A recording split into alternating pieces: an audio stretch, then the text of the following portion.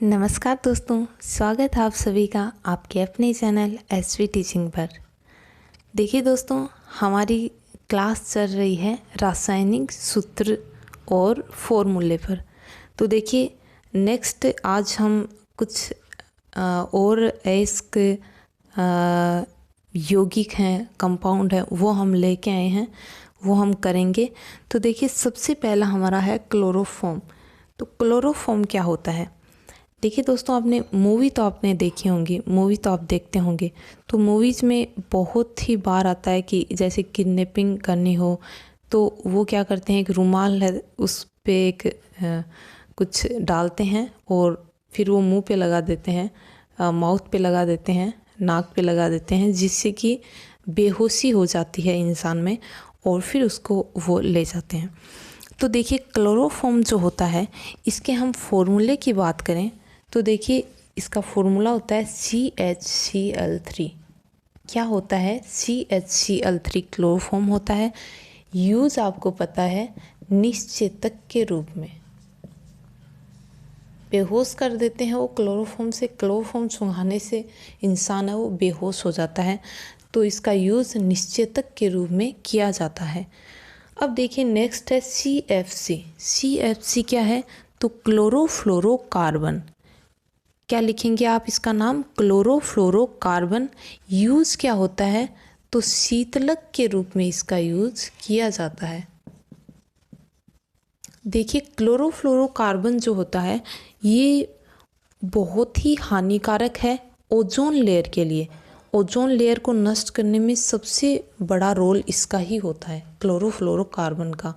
और क्लोरोफ्लोरोकार्बन है वो सबसे ज़्यादा जो शीतलक के रूप में इसका यूज़ किया जाता है, जैसे फ्रिज में इसका यूज़ किया जाता है। इन चीज़ों में CFC का यूज़ होता है और ये ओजोन लेयर के लिए बहुत ही घातक है। क्लोरोफॉर्म का एक अणु जो होता है, याद रखना आप, क्लोरोफॉर्म का एक अणु जो होता है वो ओजोन के बहुत सारे अणुओं को नष्ट करने का गुण रखता है। ओजोन लेयर जो होती है उसके बहुत सारे अणुओं को ये CFC का एक अणु नष्ट कर देता है। ये इतना नुकसानदायक होता है ओजोन लेयर के लिए। अगला देखिए सिल्वर नाइट्रेट है। सिल्वर नाइट्रेट, तो सिल्वर नाइट्रेट क्या होता है? इसको देखिए इस तरह से आप समझिए सिल्वर नाइट्रेट को याद रखने के लिए कि आप अगर आपने कभी भी वोट दिया हो, वोटिंग आपने करी हो, तो वहाँ पे आपने देखा होगा कि आपकी अंगुली, आपके जो नेल्स हैं, यहाँ पे स्याही लगाई जाती है, ठीक है। वो स्याही जो होती है वो मिटती नहीं है, फिर धीरे धीरे अपने आप वो मिटती है। तो सिल्वर नाइट्रेट ही वो स्याही होती है। चुनाव में जो यूज़ की जाती है वो स्याही कौन सी होती है? सिल्वर नाइट्रेट होती है। इसका दूसरा नाम अमिट स्याही होता है, अमिट स्याही, या फिर इसको लूनर कास्टिक भी बोला जाता है। लूनर या लूनार एक ही बात है, लूनर या लूनार कास्टिक भी इसको बोलते हैं। और ये अमिट स्याही है, सिल्वर नाइट्रेट है, ठीक है। इसके अगर हम फॉर्मूले की बात करें तो सिल्वर नाइट्रेट का क्या होगा? AgNO3। AgNO3 इसका फॉर्मूला होता है। यूज़ क्या होता है? तो चुनाव में जो स्याही यूज़ की जाती है वो AgNO3 होती है, सिल्वर नाइट्रेट होती है।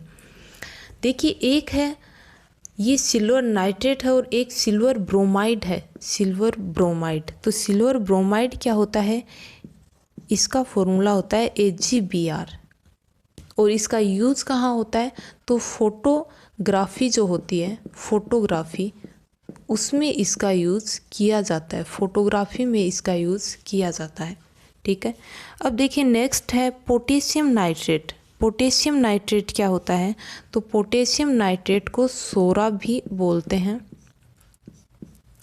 पोटेशियम नाइट्रेट को सोरा भी बोलते हैं और इसका फॉर्मूला होता है KNO3। क्या होता है? KNO3। अगला लिखिए एस्कॉर्बिक एसिड। एस्कॉर्बिक अम्ल क्या होता है? तो ये विटामिन C में पाया जाता है। विटामिन C में सर्वाधिक ये पाया जाता है।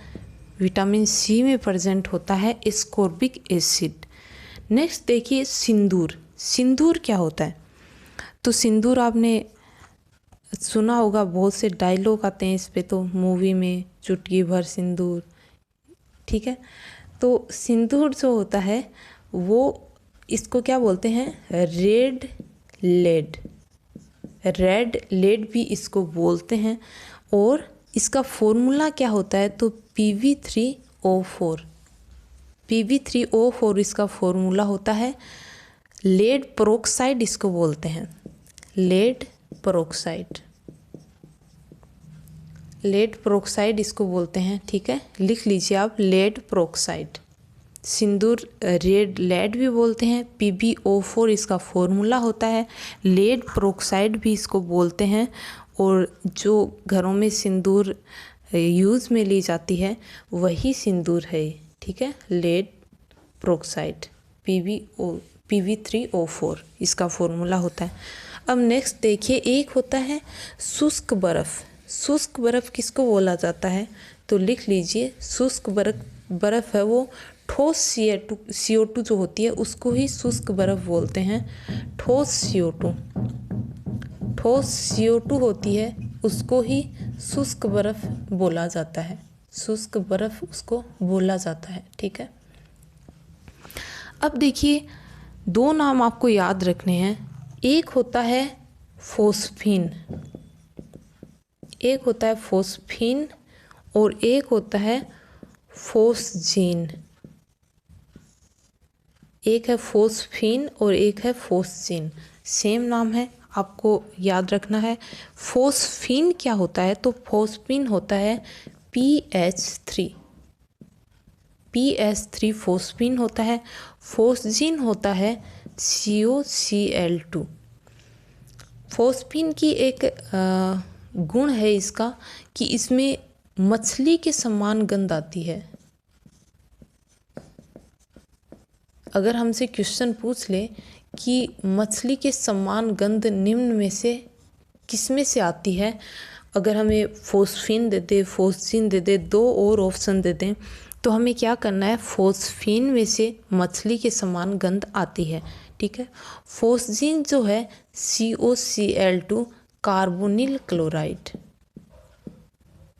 क्या बोलते हैं इसको, कार्बोनिल क्लोराइड, कार्बोनिल क्लोराइड इसको बोलते हैं, फोस्जीन को। क्लियर है। नेक्स्ट आप लिखिए MIC। MIC क्या होता है, तो देखिए MIC होता है, ये आपको अभी पता चल जाएगा, मैं इसको इरेज कर देती हूँ फिर इसको आराम से करते हैं। MIC आप लिख लीजिए, MIC। तो देखिए दोस्तों, MIC का पूरा नाम बताते ही आपको याद आ जाएगा कि MIC के बारे में कुछ बातें आपको याद आ जाएंगी। MIC की हम बात करें नाम की, तो इसका नाम होता है मेथिल आइसोसाइनाइड। क्या नाम होता है, मेथिल आइसोसाइनाइड इसका नाम होता है। मेथिल आइसोसाइनाइड आपने बहुत बार नाम सुना होगा। नाम कहाँ पे सुना होगा, भोपाल गैस कांड, अब याद आ गया होगा, भोपाल गैस कांड। भोपाल गैस कांड में जो जिस गैस का रिसाव हुआ था वो कौन सी गैस थी, मेथिल आइसोसाइनाइड ही गैस थी। ये विषैली प्रवृत्ति की होती है और भोपाल का गैस कांड जो हुआ था उसमें यही हुआ था। रात के समय ये गैस है, ये इसका रिसाव हो गया था, जिसके कारण बहुत सारे लोग हैं वो मारे गए थे। और भोपाल गैस कांड कब हुआ था, तो ये 1984 में भोपाल गैस कांड हुआ था, 1984 में ये कांड हुआ था, ठीक है। इसमें कौन सी गैस थी, तो मेथिल आइसोसाइनाइड गैस का रिसाव हुआ था, MIC। अब देखिए, इसके बाद में देखिए, आप दो नाम आपको और याद रखने हैं सेम से। एक होता है हेमेटाइट और एक होता है मैग्नेटाइट।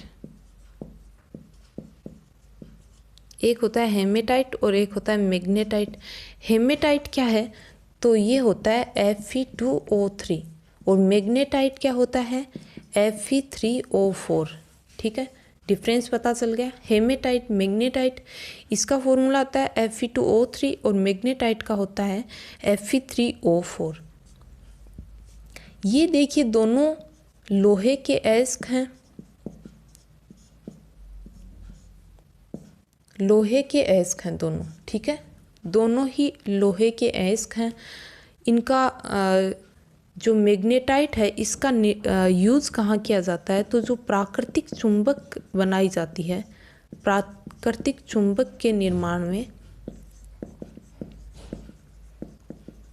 में इसका यूज़ किया जाता है। प्राकृतिक चुंबक के निर्माण में मैग्नेटाइट का यूज़ किया जाता है। ये लोहे के अयस्क होते हैं, लोहे के अयस्क ये होते हैं, ठीक है। एक देखिए गेलेना नाम आपने सुना होगा, गेलेना, गेलेना क्या होता है यहीं पे बता देती हूँ थोड़ा सा। गेलेना, तो देखिए गेलेना जो है इसका फॉर्मूला होता है पीबीएस, और ये शीशे का अयस्क होता है। पीबी लेड है, शीशा है, तो शीशे का अयस्क होता है गेलेना और इसका फॉर्मूला होता है पीबीएस। अब देखिए एक आयरन पायराइटिस होता है, आयरन पायराइटिस, ये क्या होता है लिख लीजिए आप, इसका उस नाम आपको फॉर्मूला और नाम देखना है। आयरन पायराइटिस, इसका फॉर्मूला लिख लीजिए, ये होता है FeS2 आयरन पायराइटिस होता है। एक होता है एल्यूमिना, इसका फॉर्मूला लिख लीजिए। एल्यूमिना का फॉर्मूला क्या होता है, तो Al2O3 इसका फॉर्मूला होता है, एल्यूमिना होता है।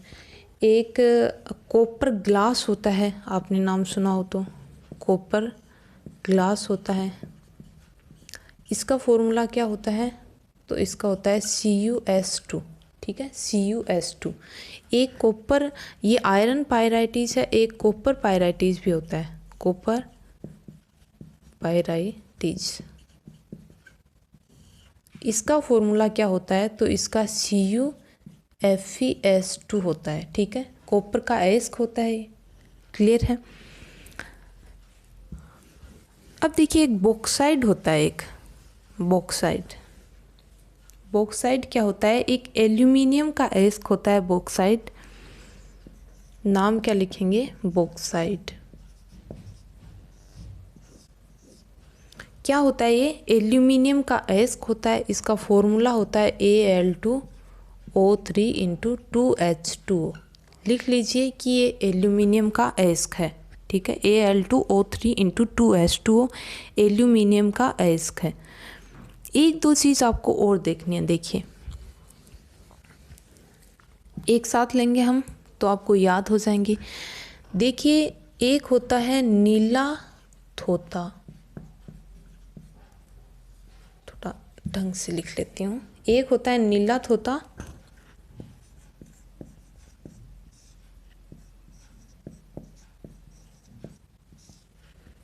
एक होता है हरा थोता,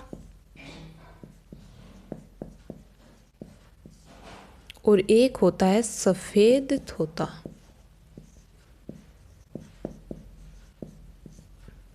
बहुत इम्पोर्टेंट है दोस्तों, याद करके जाना अच्छे से। नीला थोता, हरा थोता, सफ़ेद थोता। सबसे पहले मैं आपको बता दूं कि थोता जो है इसको कशिश भी बोलते हैं, मतलब नीला कशिश, हरा कशिश, सफ़ेद कशिश, इनको हम बोल सकते हैं। तो देखिए सबसे पहले जो नीला थोता है होता है वो क्या होता है, नीला थोता है वो क्या है, तो ये कॉपर सल्फेट पेंटाहाइड्रेट ये होता है नीला थोता। इसका फॉर्मूला क्या होगा, CuSO4 × 5H2O, CuSO4 × 5H2O। नाम क्या है, copper sulphate pentahydrate, copper sulphate pentahydrate. दूसरा देखिए हरा थोता है, हरा थोता क्या होता है, FeSO4 × 7H2O, ठीक है, FeSO4 × 7H2O। ये फेरस सल्फेट हो गया, ठीक है, ये कॉपर सल्फेट था, ये फेरस सल्फेट हो गया। और जो सफ़ेद होता है वो क्या होता है, ZnSO4 इंटू 7H2O, मतलब ये क्या हो गया, ये जिंक सल्फेट हो गया। ठीक है, तो ये तीनों आपको याद रखना है। इसमें से क्वेश्चन किस तरह से आता है, आपको दे देंगे कि सफ़ेद कशिश है, ऑप्शन में 3 ये दे देंगे, एक कुछ और दे देंगे, तो आपको ऑप्शन सफ़ेद कशिश अगर पूछा है तो ZnSO4 इंटू 7H2O सफ़ेद कशिश होता है। हरा कशिश होता है FeSO4 इंटू 7H2O और नीला कशिश होता है CuSO4 इंटू 5H2O। तो ये आपको याद रखना है। तो देखिए दोस्तों, हमने जो इम्पोर्टेंट जो चीज़ें थी हमारी वो हमने कर ली हैं। मैं एक बात आपको और बताना चाहूँगी, ये मेरे अचानक अभी याद आई है, तो मैं आपको बताना चाहूँगी कि लोहे पर जो जंग लगता है, लोहे का जंग, तो उसको फॉर्मूला क्या होता है, Fe3O4 इंटू XH2 हम लिख सकते हैं, क्योंकि H2O के कितने भी अणु ले सकते हैं, यहाँ पे 3H2O भी हम लिख सकते हैं, 3 लिख लीजिए। ठीक है, 3H2 हम लिख लेते हैं। देखिए लोहे पे जो जंग लगता है, मैं आपको क्या बात बताने वाली थी, वो ये बात थी कि लोहे पर जब जंग लगता है तो ऑक्सीकरण की क्रिया होती है। ठीक है, ऑक्सीकरण की क्रिया होती है, नमी होती है, तभी लोहे पर जंग लगता है।